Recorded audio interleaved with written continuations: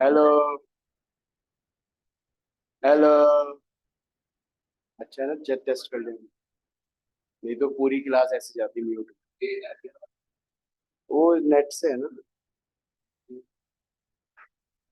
अबे यार, इसमें रिकॉर्ड में है तो सही हो गया। बाल कैसे हो गए मेरे?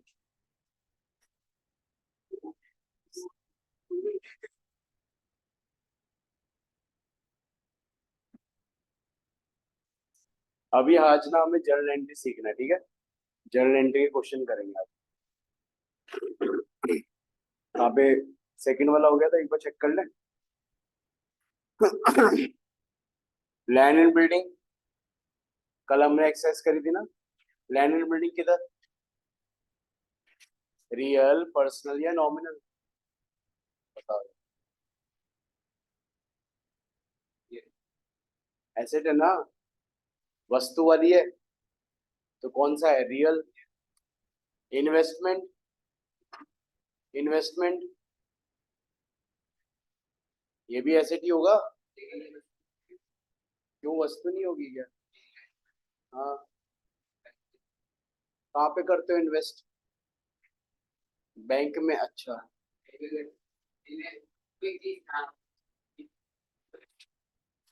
हाँ, तो इन्वेस्टमेंट भी क्या होगा? एसेट होगा। रमेश एक डेटर है। रमेश नाम है उसका। डेटर है। नाम है रमेश। जो पर्सन है ना, पर्सनल। Excise duty. यार ये तो पहले भी बताया नहीं था, ये बताया। Excise duty. एक्साइज ड्यूटी होता है टैक्स। सरकार को देते हैं टैक्स। बिना टैक्स दिए क्या काम चल जाएगा बिजनेस का? बिजनेस कर सकते हो क्या? तो 2 नंबर पे चलेगा। लेकिन देना पड़ेगा ना टैक्स, नहीं तो सरकार छापा मार देगी, फिर तुम्हारा क्या होगा, खर्चा। एक्साइज ड्यूटी का होगा एक्सपेंस, और एक्सपेंस किधर जाते हैं? एक्सपेंस नॉमिनल में है ना। फिर salary, nominal. Interest received. Interest receive, interest. हाँ।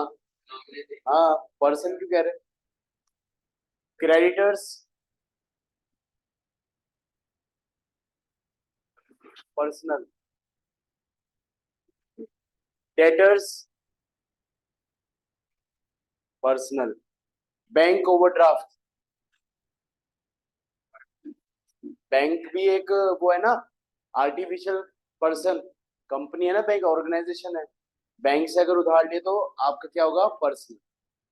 फिर इसके बाद है बेटा कैपिटल। पर्सनल। ठीक है। Bad debts.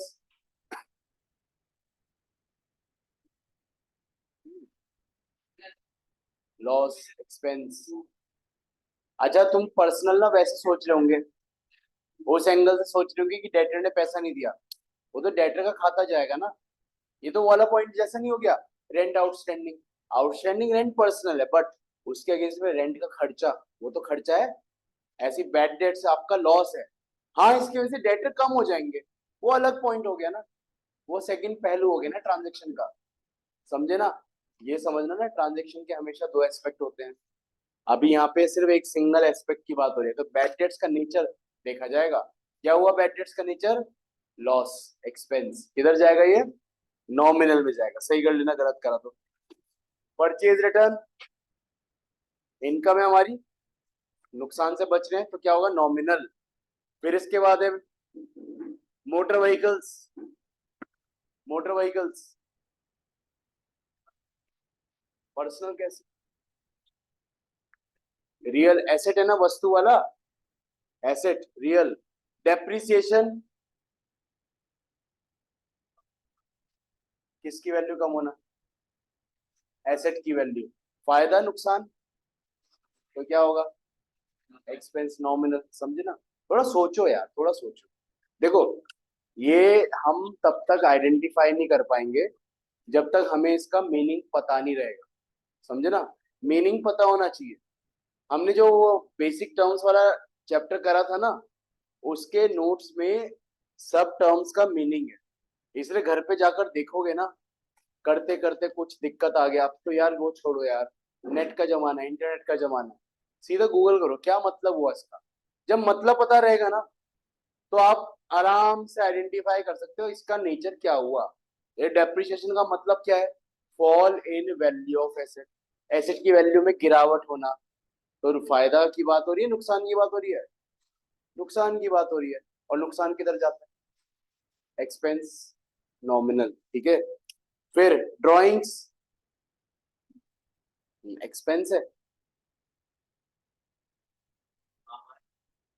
कैसे एक्सपेंस है?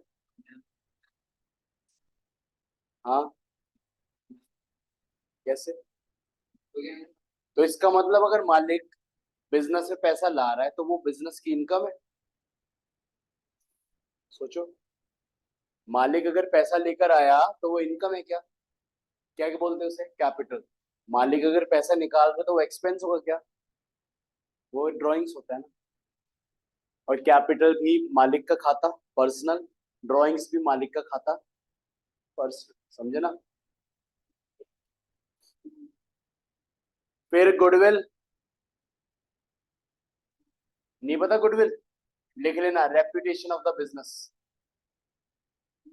गुडविल के ब्रैकेट में लिखना, reputation of the business.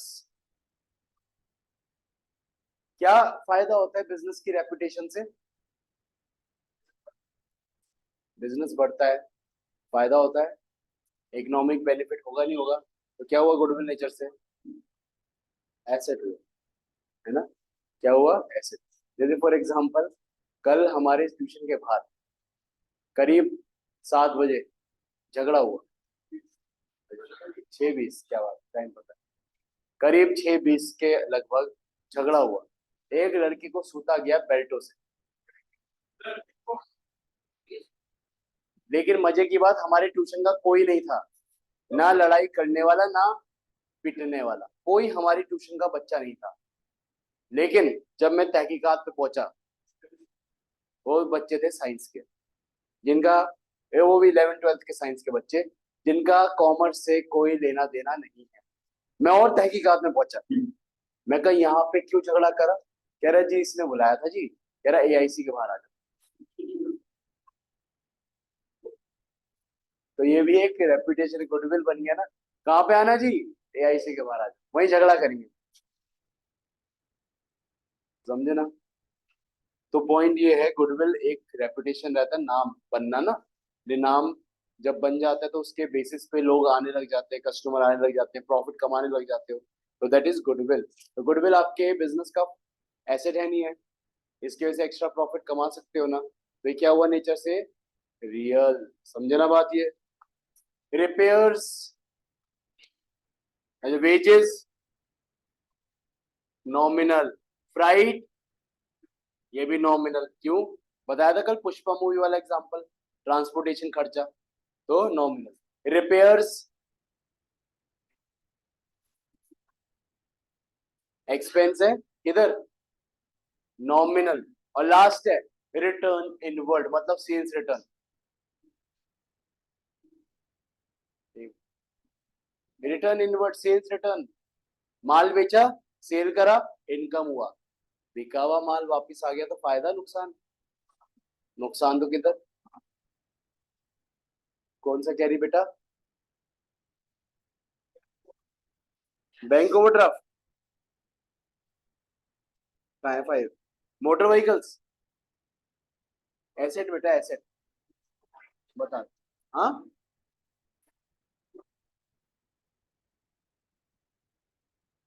Freight, मेरे को लगा 5 कैरी। अच्छा, फ्राइट। फ्राइट खर्चा रहता है बेटा।